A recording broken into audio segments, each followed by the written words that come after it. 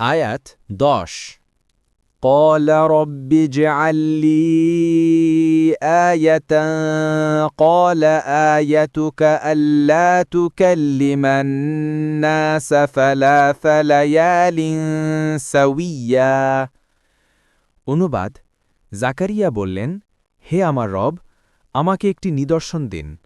তিনি বললেন, আপনার নিদর্শন এ যে আপনি সুস্থ থাকা সত্ত্বেও কারো সাথে ৩ দিন কথাবার্তা বলবেন না।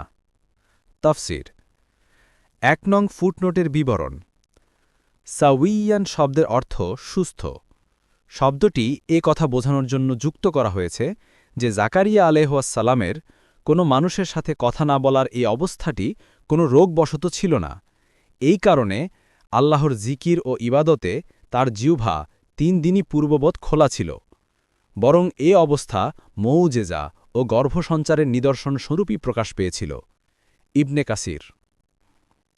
আয়াত ১১ فخرج على قومه من المحراب فأوحى إليهم أن سبحوا بكرة وعشيا।